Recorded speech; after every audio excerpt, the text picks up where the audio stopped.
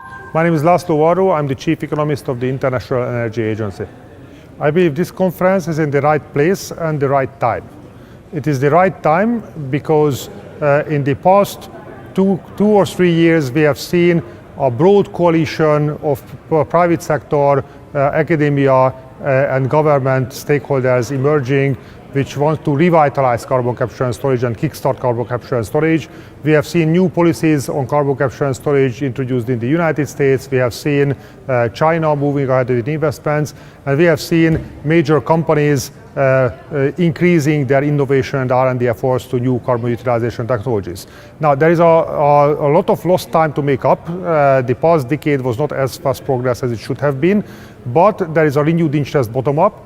And we are just 2 weeks after the publication of the IPCC 1.5 degrees report, which showed the unique importance of carbon capture and storage for most of the climate stabilization pathways. And the location is also perfect because Australia internationally is playing a leading role in revitalizing carbon capture and storage efforts. So both in the International Energy Agency and also in other international fora, the Australian government is a very strong proponent of carbon capture and storage technology, whereas domestically, Australia has a large coal and a large gas industry and also some very attractive carbon storage geologies and some very interesting pilot projects. So the time and the location is just perfect. In the electricity sector, we have very promising low carbon power generation technologies emerging, most importantly wind power and solar power. There is no doubt that wind power and solar power will have to grow rapidly during a low carbon transition, and there is no doubt that they will play a major role. However, we also have a very large coal-fired power generation fleet globally. Wind and solar investment is still running at a speed which is lower than global electricity demand growth. And around 1/3 of the global coal fleet, primarily in Asia, is less than 10 years old. These coal plants represent a $2 billion capital investment, all of them, and they run on a geopolitically secure and cheap, widely available energy source. It's not going to be easy to convince those governments in developing Asia just simply to shut them down. So it's very likely that we will need technological solutions which enable the continuous operation of those coal-fired power plants, and that would be carbon capture and storage. Whereas, as you mentioned, the other major application of carbon capture and storage will have to be in the heavy industry, steel, cement, copper, and the other industrial commodities for which demand is growing very robustly.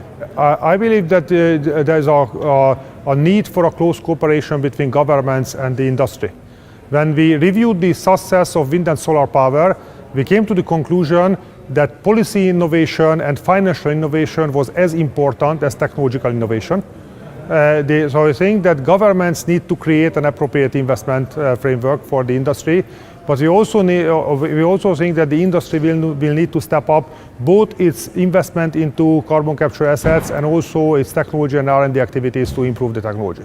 The largest scale policy which is currently implemented is in the United States, where the US government provides a federal tax credit to capture carbon dioxide that provides a very strong incentive. We have seen different structures, but also financial commitments from governments in both Canada and Norway.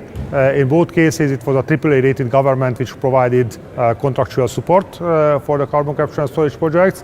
But we also see a role for governments in facilitating the development of carbon dioxide infrastructure.